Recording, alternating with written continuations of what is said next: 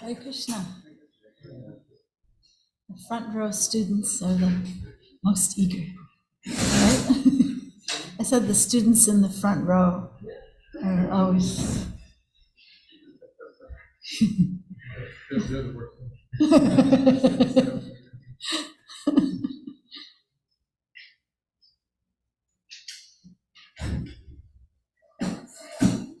Shai, thank you so much for inviting me to the famous and very sacred Krishna house.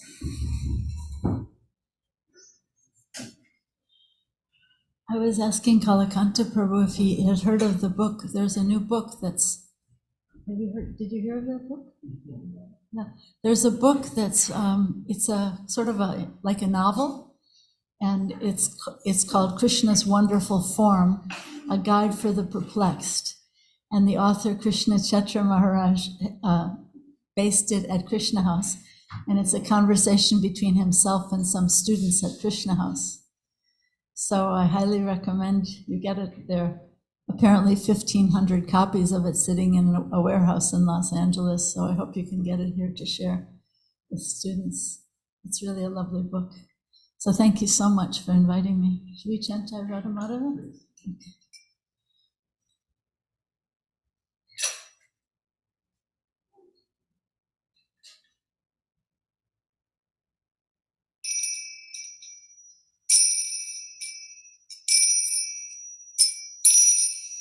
Jaya Radha Madhava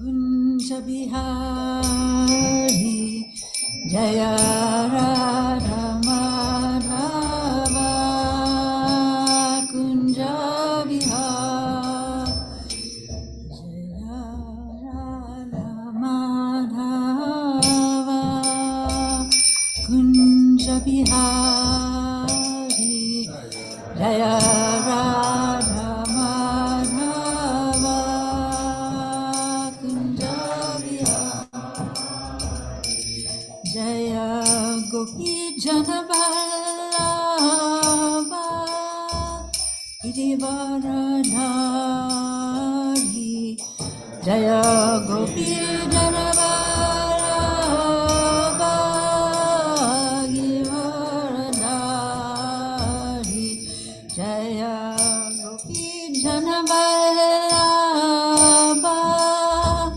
Girivaradhari Jaya Gopi Jana Vallabha Girivaradhari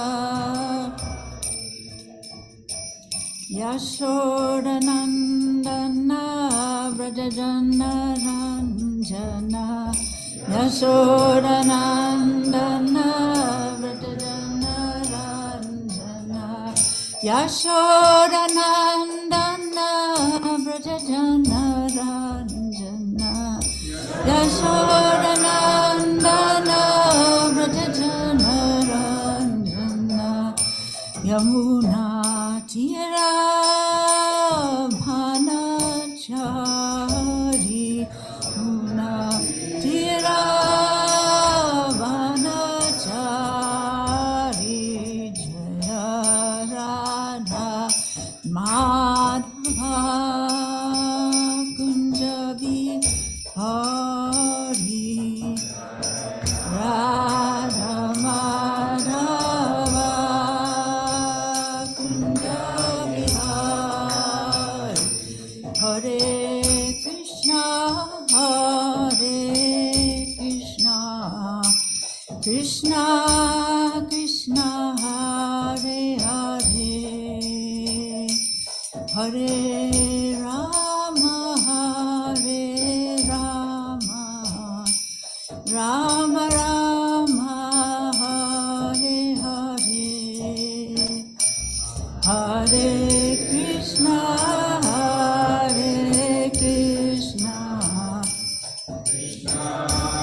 Krishna Hare Hare Rama Rama Rama Hare Hare Jaya Gaura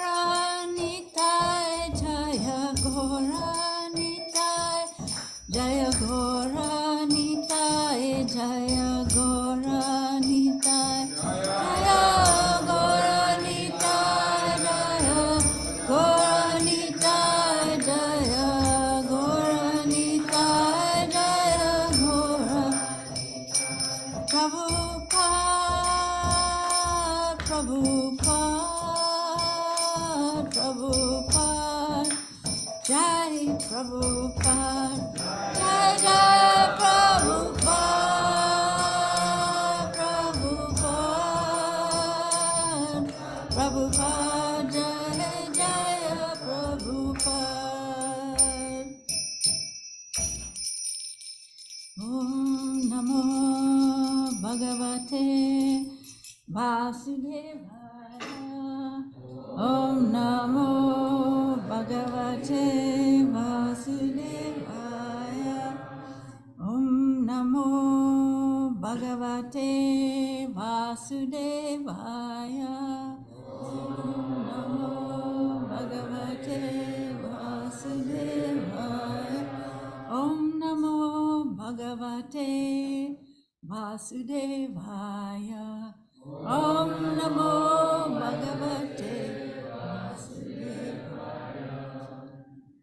Narayanam Namaskritya Naram Chaiva Narottamam Devim Sarasatim Vyasam Tato Jayam Udiraye Nasta Praeshu Avadreshu Nityam Bhagavata Sevaya Bhagavati Uttama Shloke Bhaktir Bhavati Naishtaki.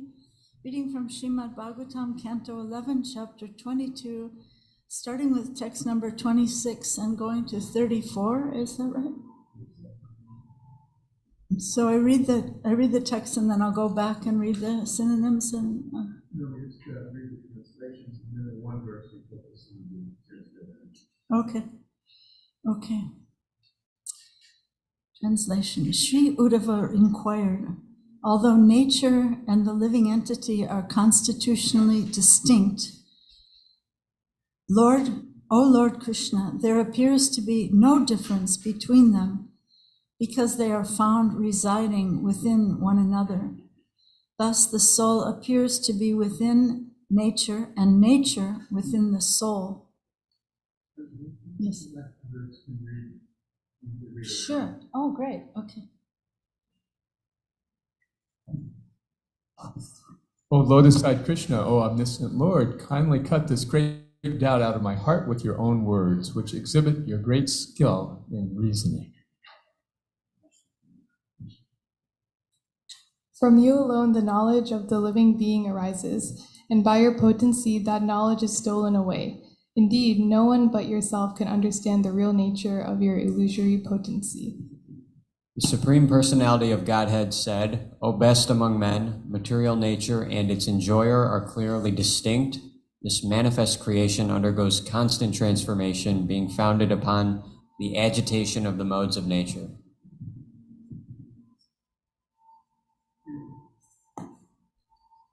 My dear Uddhava, my material energy, comprising three modes and acting through them, manifests the varieties of creation along with varieties of consciousness for perceiving them. The manifest result is the material transformation is understood in three aspects: adhyatmic, adhidivik, and ahibhatik. Sight, visible form, and the reflected image of the sun within the aperture of the eye all work together to reveal one another. But the original sun standing in the sky is self-manifested. Similarly, the Supreme Soul, the original cause of all entities, who is thus separate from all of them, acts by the illumination of his own transcendental experience as the ultimate source of manifestation of all mutually manifesting objects. Similarly, the sense organs, namely the skin, ears, eyes, tongue, and nose, as well as the functions of the subtle body, namely conditioned consciousness, mind, intelligence, and false ego, can all be analyzed in terms of the threefold distinction of sense, object of perception, and presiding deity. When the three modes of nature are agitated, the result transformation appears as the elemental false ego in three phases: goodness, passion, and ignorance, generated from the Mahatattva, which itself produced from the unmanifest Paradama. The false ego becomes the cause of material illusion and duality. So then this will be the last one, the 34. The speculative argument of philosophers, this world is real. No, it's not real. Is based upon incomplete knowledge of the Supreme Soul, and its simply aim to understanding material dualities. Although such argument is useless, persons who have turned their attention away from me, their own true self, are unable to give it up. What do you think? These verses are very esoteric and intellectual, wouldn't you say? High stuff. Sometimes people say that the Sometimes people say that the Uddhava Gita starts where the Bhagavad Gita left off.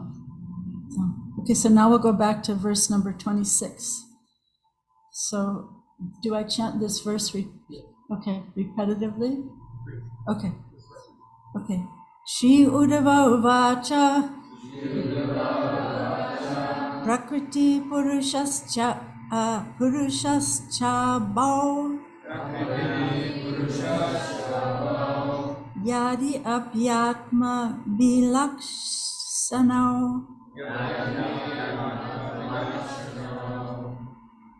Anyanyapasrayat Krishna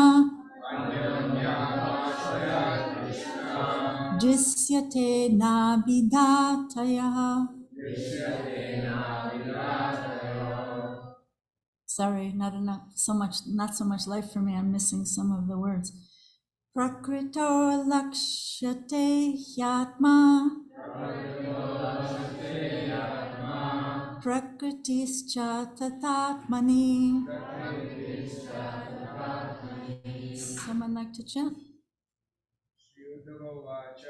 Shri Uddhava Vacha Prakriti Purushascha Yadyapi Atma Vilakshano Anyanyapashrayat Krishna Krishyatena Vidatayo Prakrito Lakshate Atma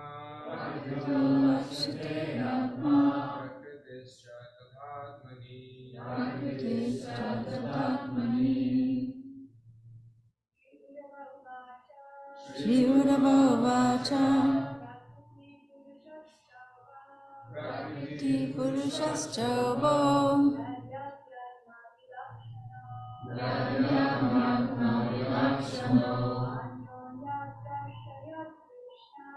Anyanyapashrayat Krishna Krishyate Navidatayo.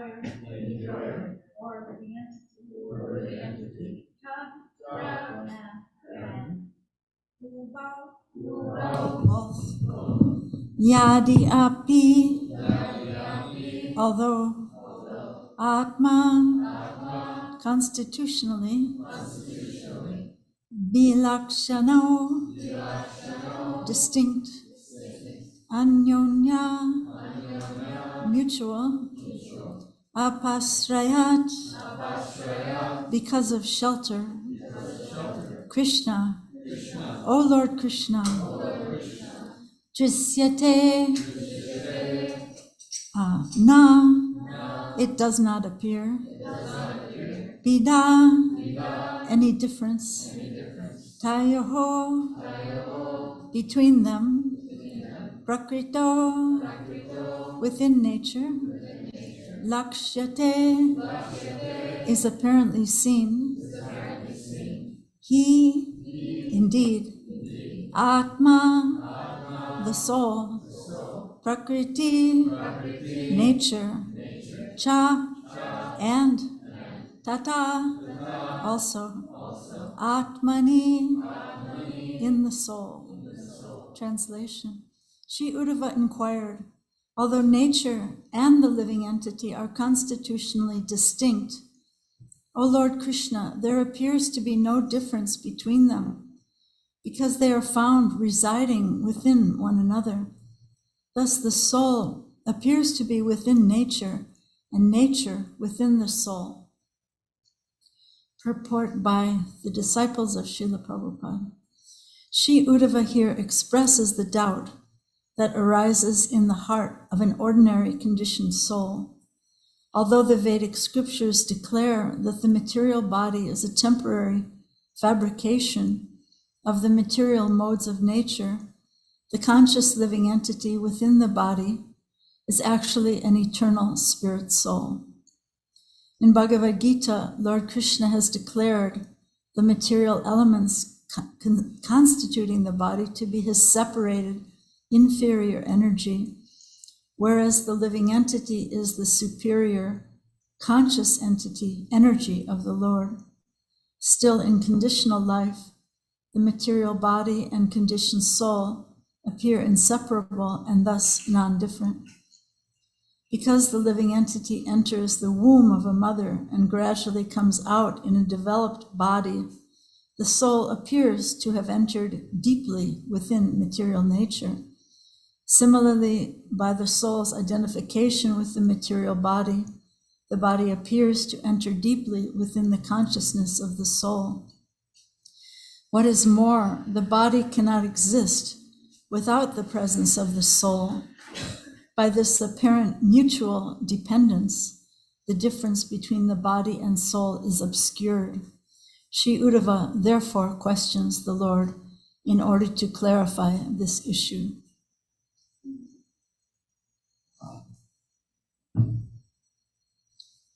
Om Ajnanatimirandasya Gyananjana Salakaya Chaksun Militam Yena Tasmai Shri Gurave Namaha Shri Chaitanya Manobhistam Stapitam Yena Bhutale Swayam Rupa Kadam Mahyam Dadati Saparantika Namaham Vishnu Padaya Krishna Prestaya Bhutale Srimate Bhakti Vedanta Swaminiti Namane Namaste Saraswati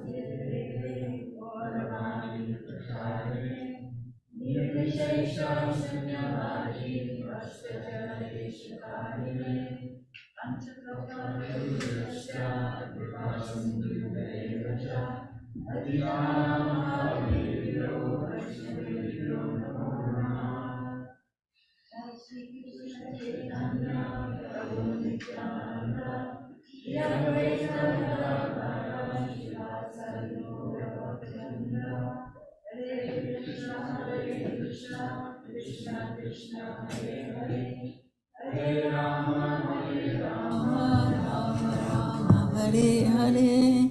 So thank you so much once again for inviting me to Krishna House, such a very special place, and I think a hope for the future of these Krishna House projects. Personally, I find them to be a great hope for the future. So thank you so much.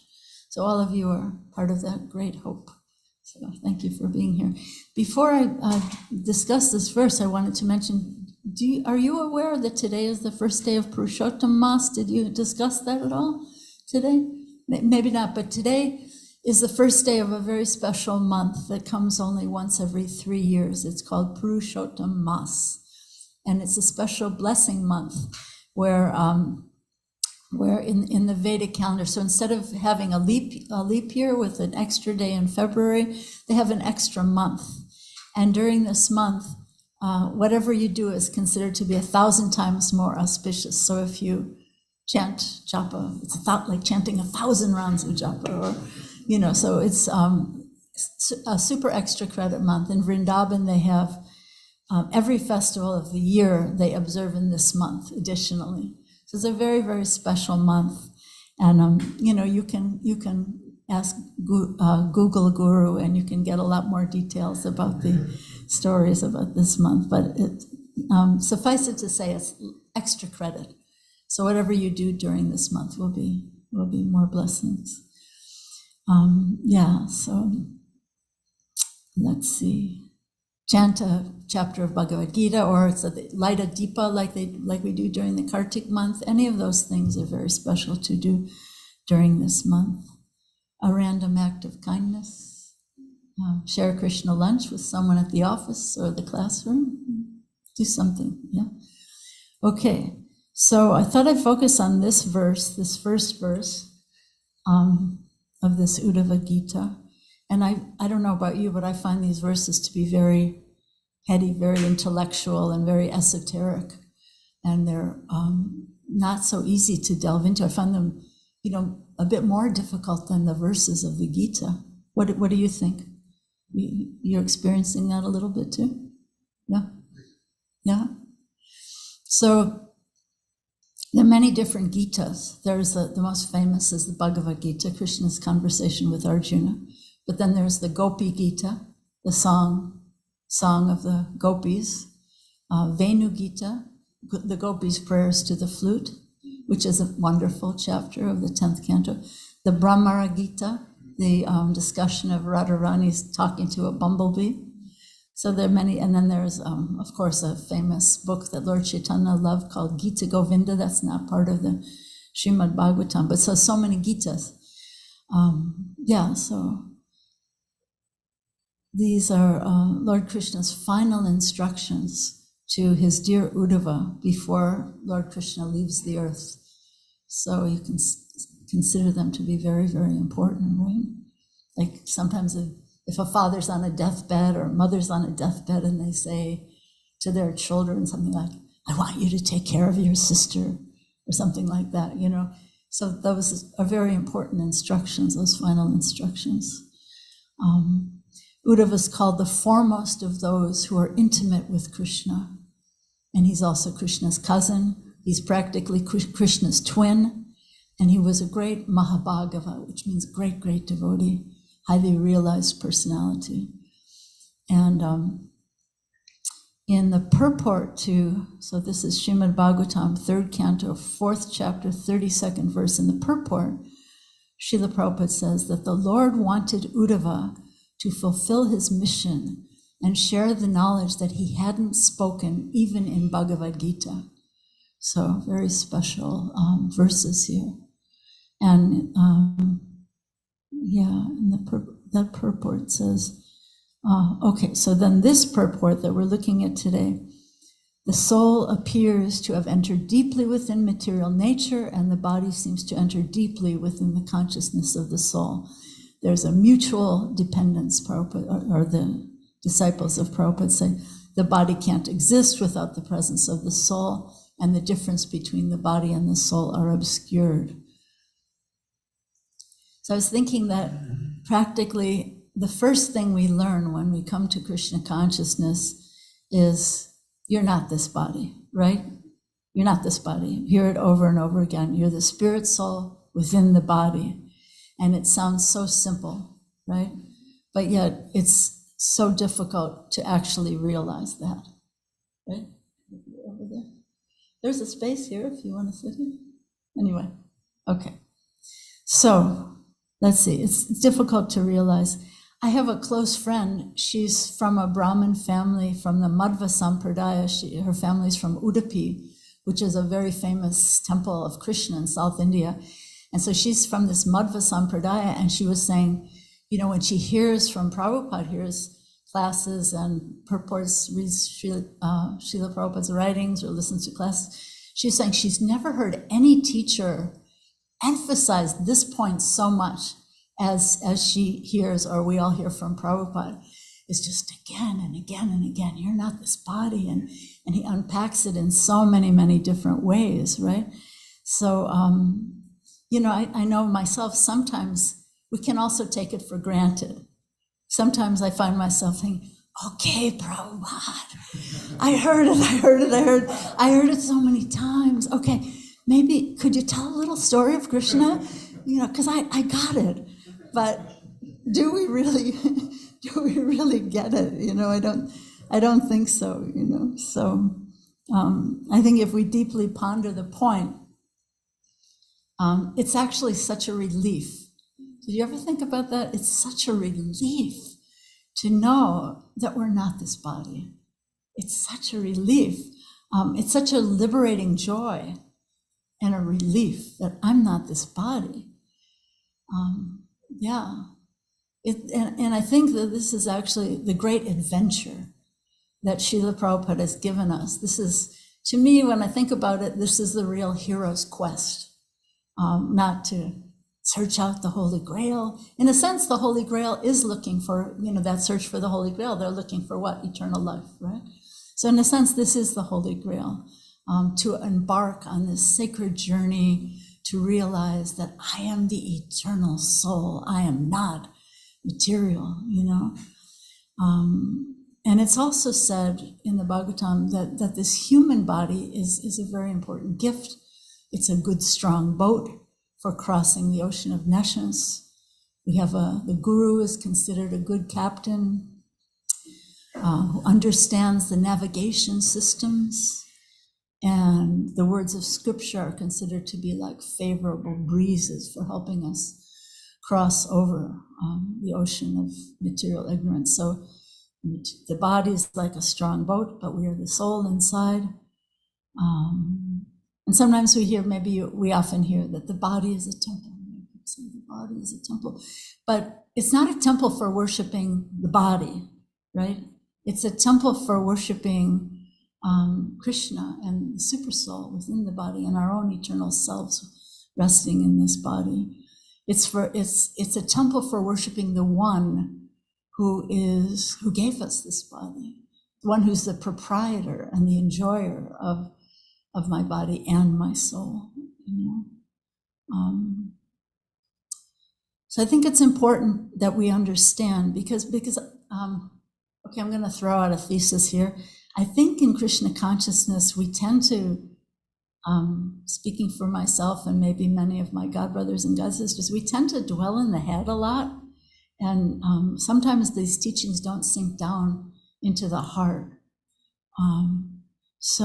But in bhakti, we're meant to understand that the body and the senses are never meant to be rejected, but rather transformed to become instruments of Krishna's will and our own highest intention. So not that we reject, but transform those tools that Krishna's given us. And we're not meant to remain slaves of our minds and bodies. We're meant to realize that Bhaktivinoda Thakur said that matter can never push me down, or melt me, or burn me, or crush me, or dissect me, right? I'm not this body. I'm the eternal soul within the body. So what does it mean? It means I'm not all the things that I think I am that limit me, right? I'm not too fat. I'm not too skinny. I'm not too old, too dull. I'm not a woman. I'm not white, not an ugly American. And everyone else is also not the things that they think they are that limit or confine them. So to me, it's just a mind-blowing, world-changing concept if we actually get it, which I think so often we don't, right?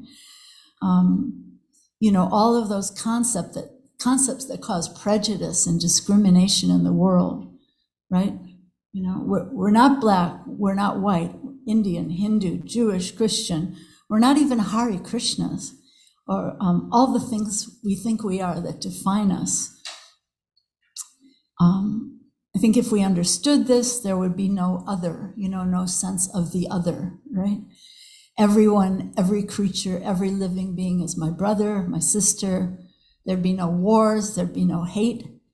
I was thinking of John Lennon saying, I'm dreaming, John Lennon was dreaming of this, right? You say I am a dreamer, but I'm not the only one, right? He was dreaming of this. But he thought that getting rid of religion would be a really good way forward. But in a sense, getting rid of sectarian religion and really all sectarianism would be a major step forward. It would be a good thing. But how exactly would we do that? Like apparently growing our hair long and smoking lots of pot wasn't really the answer. Although maybe some people today think it would be good progress, yeah?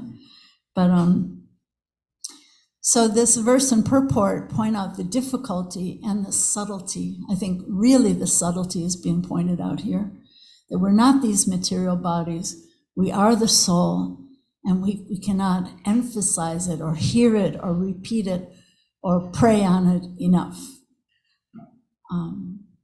And yeah, this whole material world is operating under this huge delusion, discrimination, hate, fighting, killing, all based on this delusion, right? Oh gosh, I just thought of this story that I want to share with you.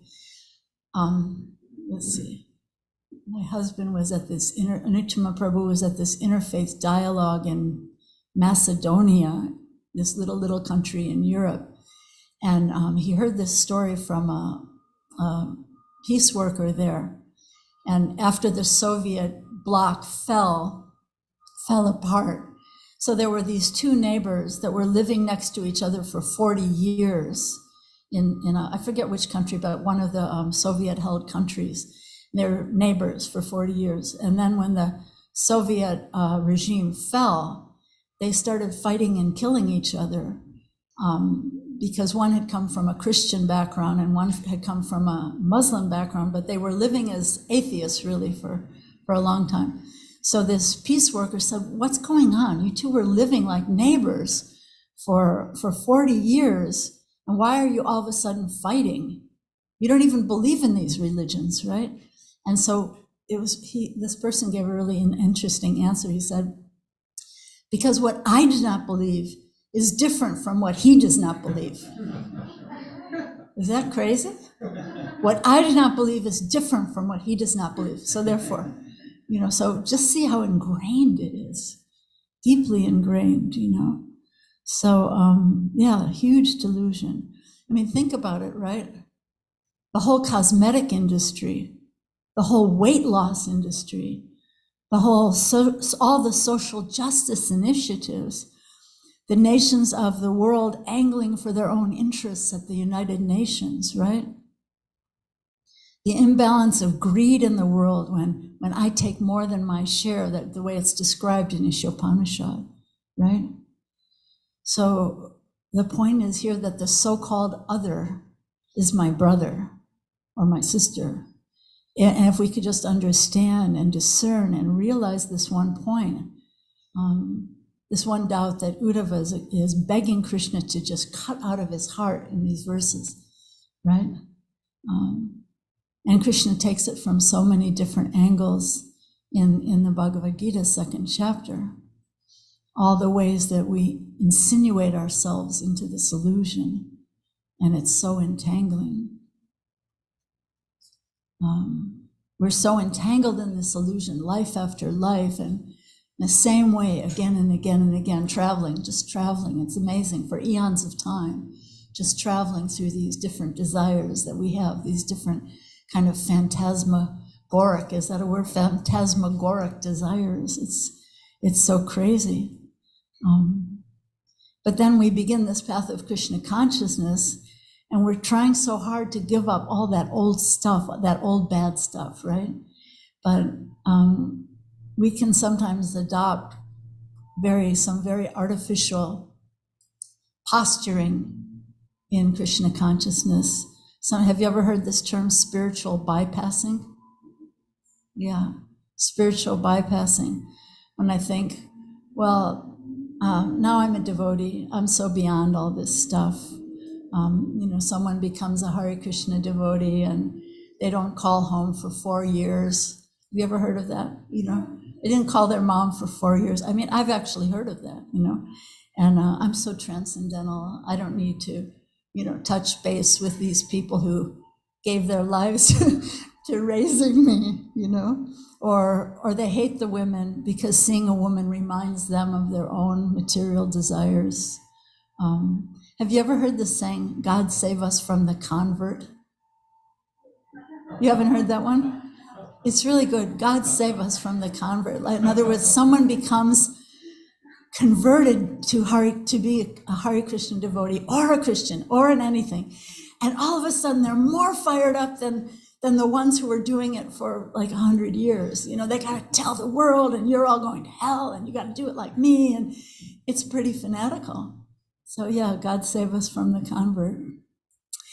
Now that you're all laughing a bit, I wasn't sure if I should share this story, but it's really funny. So I want to share this really funny. I know Kalakanta is a poet, but he's also a great humorist. And so I want to share this funny story. So there was this one godbrother of mine, he was getting married. And so this is several years ago. So he was getting married. So he called his mom to tell his mom that he's getting married. And his mom said to him, Stevie, is she Jewish? Stevie, is she Jewish? And the mom said, Mom, she's a spirit soul. And the mom said, Stevie, I know she's spirit soul, but is she Jewish spirit soul? So, you know, I mean, I think part of realizing that we're spirit soul is also learning how to navigate, you know, a mother like that, or a journey like this, or calling home, or doing all these things. That it's not that I'm just so beyond these things. I have to deal with it, right? We have to deal with it. So, yeah. So in coming to Krishna consciousness, we're trying to face this sun of Krishna, Krishna Surya Sama, right? Maya, Haya, Andhakar. Maya is like darkness, Krishna is like the sun. So we're trying to turn our face to the sun, but we also need to look deep within ourselves to introspect and to see our own shadow selves and to not deny our bodies, not deny our minds, our roots in our families, our gratitude to all those who helped us to get where we are today, right? Even if maybe there were some problems, some glitches, maybe if your parents weren't the greatest parents in the world. I mean, who has the greatest parents in the world? There's always something, right? So, we are each individual spirit souls, each with our own desires and destinies, but we can also recognize, I think, every step of the way that I'm being helped and I'm being held in community. Like this Krishna house is a wonderful community, but we all have roots in some community also somewhere. So I wanted to share this, what I think is very beautiful. It's by a Protestant minister named Peter Rybal. I really like this, so I want to share it. He says, we build on foundations we did not lay. We warm ourselves with fires we did not light. We sit in the shade of trees we did not plant. We drink from wells we did not dig. We profit from persons we did not know. This is as it should be. Together, we are more than any one person could be. Together, we can build across the generations. Today, we can renew our hope and faith in the life that is yet to unfold. The future, right? You are all the people of the future, right? Together, we can heed the call to the ministry of care and justice. We are ever bound in community. May it always be so. Do you like it? It's nice, right? So I think Lord Chaitanya Mahaprabhu asked us to look deep within ourselves to try to find and begin to try to clear that finer and finer dust in the mirror of our hearts. The dust that makes me think that it's all about me, it's all mine, and all the dust on our consciousness that deludes us to think that we're matter, that we're these material bodies and minds.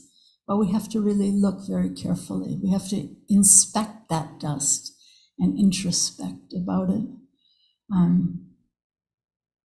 Yeah, let's see. Where's the time? Are we okay on time? We're fine? Okay, so we can go a little, okay.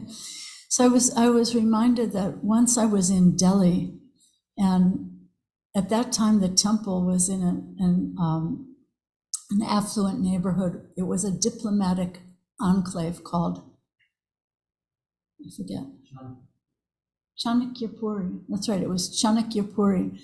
And there are all these diplomats living in houses in the whole neighborhood. And I was on this walk with Prabhupada, and it was really interesting because Srila Prabhupada, he was such an interesting personality. He was so peaceful, but sometimes he would become really angry, actually, at people who were turning away or rejecting spiritual truth, you know? So he's on this walk, and he's like slamming his cane down as he's walking. It's like slam, slam, slam. And you could just feel his angst at these neighbors who were, you know, these affluent people who are diplomats from the international community, and they're, you know, having their cocktail parties, and they're just turning away from Krishna, or turning away from God by any name, right? And so, so such illusion, and what's going to be their next destination? Do they know? Does anyone know? You know, right now you're a big fat cat diplomat from, you know, Geneva or the UK or anywhere, and then next life, do you know? I mean, Prabhupada said, Prabhupada quoted some astrologer, I don't want to even say it.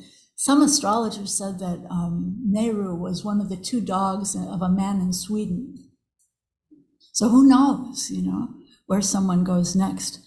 But anyway, so he kept quoting these 2 verses from Bhagavad Gita, which I didn't know at the time, but after the walk, I went and looked them up. And so I want to share these 2 verses. It's like, here, just, you can imagine the visual of this. Prabhupada, slam, slam, slam. And he's just quoting these 2 verses. Bhagavad Gita, 13th chapter, 22nd verse. Purusha prakriti stohi bhunte prakriti jan gunan karanam guna sangosya sadasad yoni janmasu.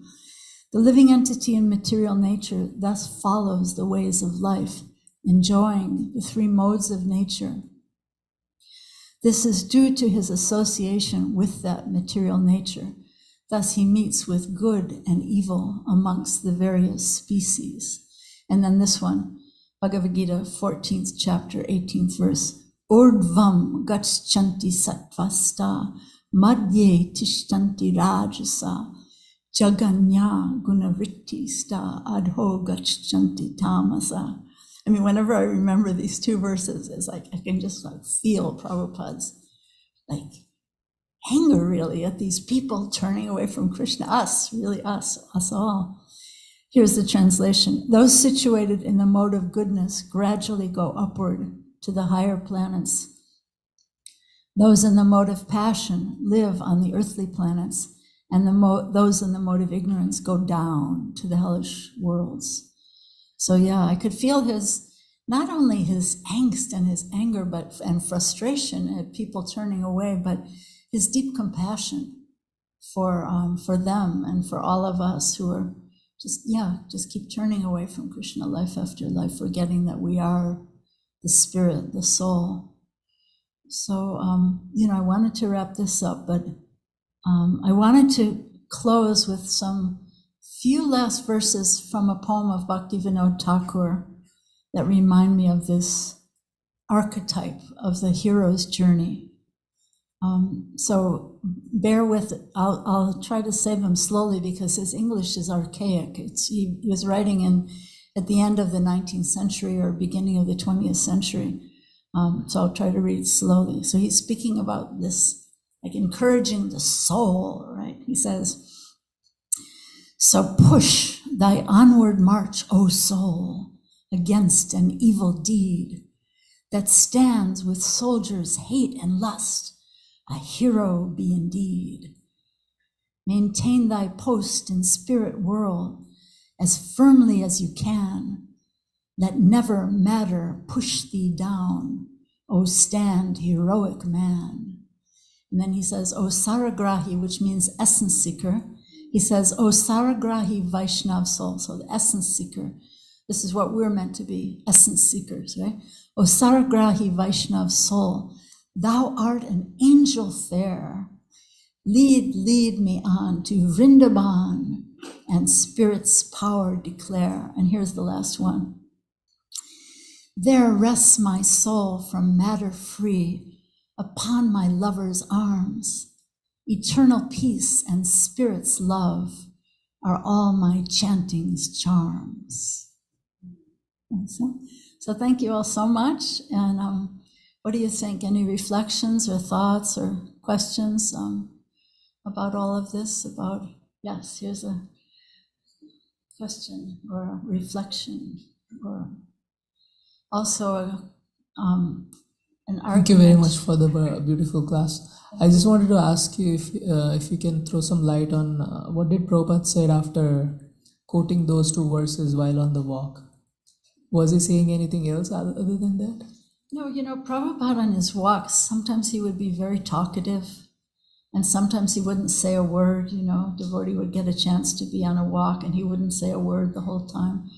But he wasn't really, I could just feel it was like fierce compassion. He wasn't unpacking it, but what I got out of it was this mood of a very fierce compassion, which I think should be contagious for all of us.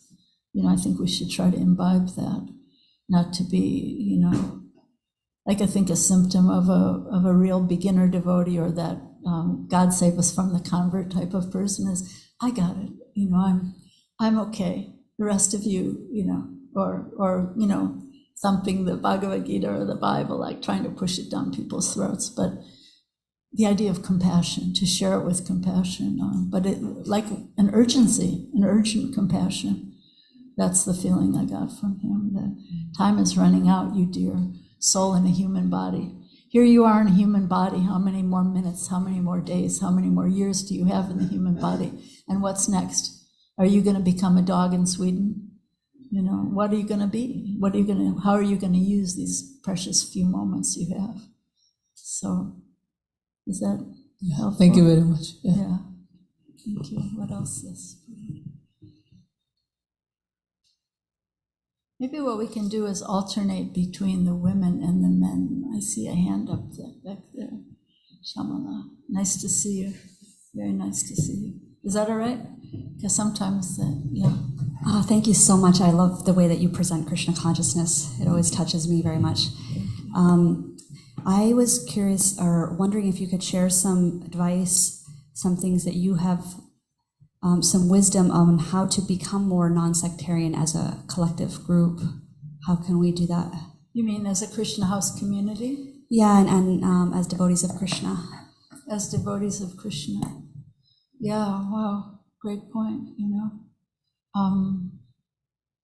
sometimes we hear, I don't know if you've heard this before, that Krishna consciousness is caught more than it's taught. Have you heard that one? So I think hanging out with people who get it is one of the very best remedies. And of course, you have Kalakanta Prabhu here. So what a gift, could we get are any of you scientists, could you clone Kalakanta? And maybe he could be put in every temple, could clone him. But no, I think it's we have to create that mood. We have to create a foundation, and the more we catch each other doing it right, I think is very powerful. Thank you for what you just did. Thank you for reaching out to that person who maybe we think or I think or someone thinks is the other. Thank you for Krishna lunch. Wow, 50 years of Krishna lunch. Thank you. That is world changing. My husband Anuttama Prabhu was in this meeting with the International directors of the Seventh-day Adventist Church at their world headquarters. And this guy came up behind him and slapped him on the back really, really hard and said, "Hare Krishna." And he's like, "Oh no, some crazy devotee got in here." But it was someone who was their international communications director for the Seventh-day Adventist Church, and he had gone to the University of Florida and had eaten Krishna lunch during it, so that's world changing. So I think what do they say? Drops of water wear away stone. So Krishna lunch is an example of drops of water wearing away stone. Well, when the mayor of Gainesville, Florida comes and puts a garland on Srila Prabhupada, whoa. So whatever way, it's like, I think each of us is an individual, and each of us, we have our own God-given gifts that are very different, each one from another. So if we can use those God-given gifts in the service of God, Krishna, then Krishna will give us intelligence how to make those inroads in different ways, and to not be complacent that I got it, or I'm going to try to push it down someone's throat, but to do it in a very sensitive way, in a real way, in a compassionate way, which was Srila Prabhupada's mood, Srila Prabhupada was not a fanatical person. He was very, very kind. To try to imbibe that. I don't know if is that a good answer at all? Yeah, I think, try to see the individual. And I think when I think of Srila Prabhupada, I think of how he was always seeing the individual. Last time I was here, I was talking about radical personalism, right? So he would answer a question or see someone, really seeing the individual, hearing the individuality of that one person's place in their consciousness in this world. And it was so world changing. I love this story. I don't know, I don't want to be overtime, but I love this story of Prabhupada Satsvarupa, who wasn't a Maharaj yet. He was a brand new devotee. He skipped the first initiation. I'm trying to say this quick. He skipped the first initiation, which he was invited to because he was very humble and didn't feel qualified. And then he came in the next night, delivered his typing work that he was doing for Prabhupada. He thought he could just do service and not really give his heart at that point, And so when he handed Prabhupada the completed typing work, Prabhupada looked at him and said, "If you love me, I'll love you." So I think that's the heart-opening Prabhupada that we have to communicate to the world, because it's not meant to be mechanical in the headspace. It's meant to sink down into the heart, and that's what will be world-changing. When people feel the care of devotees of Krishna, then their hearts will melt. Yeah. What else? I just wanted to share, you talked about the Jewish soul. Remember our friend Prigozhin in Northern Ireland, during the Troubles, the Catholics and the Protestants were fighting. And they would confront people on the street. Are you Catholic or Protestant? If they didn't give the right answer, they'd beat them up.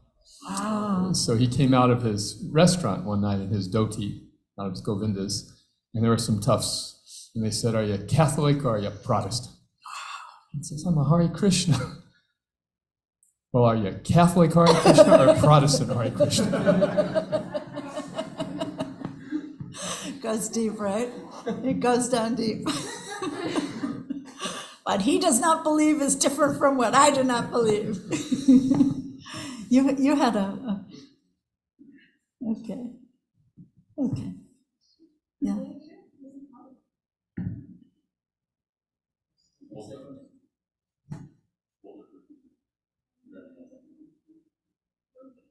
Should be good. Is that Ananga? Ananda Manjari. Ananda Manjari. You made it down to Krishna House? My goodness. I did. I was looking at you, but I didn't realize that, you take the girl out of New York, right? Wow, congratulations. Here you are at Krishna House. That's wonderful. Thank you so much. It's Krishna's grace. Yeah. Thank you so much for this class. I mean, there are so many points that you mentioned, but what stood to me the most was the poem about, like using the wells we didn't dig and all these things, which reminds me, and actually I was feeling the shift in my body as I was like feeling the first part of the poem and almost expecting the conditioning, which is like to kind of be like, put down the taxes, like you didn't dig it, so like pay for it now, instead of actually what was the shift of natural indebtedness, that we are continuously using resources that are just provided for us, and the way to show gratitude is not to reject them, it's actually to use them with a sense of gratitude, and to do it with a mindset of sharing, because it already comes freely. So why would we actually hold taxes onto them instead of actually just sharing it openly? And so that was that big realization for me of like, can we recognize that interconnectedness and pay it forward, and continuously see that interconnectedness. Beautiful. So thank you. That's Ishavasya consciousness, right? Seeing the interconnectedness of all living beings, that's spirit. And to me, I think, we talk a lot about love in Krishna consciousness. It's the beginning of love, to recognize, to appreciate, to have a sense of gratitude, appreciation, and a sense of awe. I ran into this quote a couple of days ago. I have to share with you. Let me see if I can remember it. How do we remember the sacredness of all things? By radical noticing, to notice to be in a state of awe of all things. Seeing that all things are coming from Krishna. This is the beginning of love. It's the beginning of rasa. Actually, there's a Sanskrit word, chamatkar, which means amazement. And that's the foundation of all the rasas. So, but we want to jump over that, Prabhu, you had a point. Speaking on, like, you mentioned about love, and I was very touched by the poem of Bhaktivinoda Thakur you read. Especially one of the last lines talked about experiencing the love of spirit, and I was just thinking if you can share, like, how do we? Seems like very different from the love of like body that we have, like gross objects that we have in this world. So how do we get a taste of that love of spirit, which makes us lose that? The hankering that we have for the love of like gross objects, like bodies. Great question. Yeah, if you listen to or read leadership gurus, they often talk about begin with the end in mind, like Stephen Covey and people like that. But even in our literature, it's important to begin with the end in mind, because if I'm caught up in the muck and the he said, she said of what's happening right now in my day, and I don't have my eye or my vision on that pole star, that North Star of what am I doing here? Even living at Krishna House maybe can get rough sometimes too. Somebody says something that drives you crazy or whatever. I think I'm going to go back home and eat Cheerios and my mother, whatever, oh, kitchery for breakfast. I don't know, But I think we got to keep our consciousness focused on that North Star, that pole star. And then we won't get so mucked up in all the day-to-day stuff. The first thing I was thinking when you started asking your question, I was thinking of this other verse that I didn't read from that long poem of Bhaktivinoda Thakur. It's, again, his English is archaic, but he says in this one verse, enjoyment, sorrow, what but lots, like when you're making a bet, like what but lots, to which the flesh is heir. In other words, I think I'm this body, so therefore I have to suffer, I have to enjoy. I get so entangled. This enjoyment, sorrow, what but lots, to which the flesh is heir. And then he says something that almost sounds erotic. He says, the soul that sleeps alone concludes in them, enjoyment and sorrow, in them it hath a share. So it's esoteric, but it's like when I'm not loving Krishna, I'm a soul sleeping alone, you know?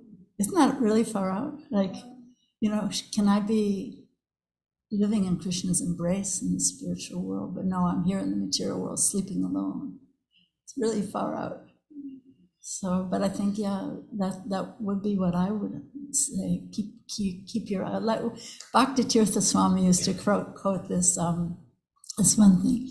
Keep your eye on the. Actually, from the civil rights movement, they used to say this. I don't know if you know this one, but keep your eyes on the prize.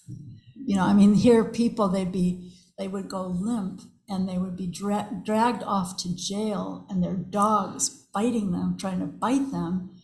And they just go limp to be nonviolent protest. I mean, we say this came from Chaitanya, came from Gandhi, and then Dr. Martin Luther King picked it up, you know? But they would just go limp and be nonviolent, being dragged off to prison. How could they do that? It's impossible, right? They're keeping their eyes on the prize. So I think, yeah, I guess maybe that's the point of this class, is this is the hero's quest. To realize that I'm not this body, that I'm the spirit soul. There's no greater endeavor in this world than that. You know, you can try to become a big this or that or whatever, but there's no greater quest than that. So that's what we're doing, that's what we're trying to do here. It's not about a new type of sectarianism. You know, I wear a sari and someone else wears a nun's habit or whatever, you know. It's not about a new kind of sectarian, it's about the ultimate hero's quest. Is that helpful? Good. Anything else? Okay, we have to wrap up. Thank you all so much for being here. Thank you for being at Krishna House. And thank you for your hope. You give me and the world hope for the future. So thank you so much for everything you're doing. Hare Krishna. Hare Krishna.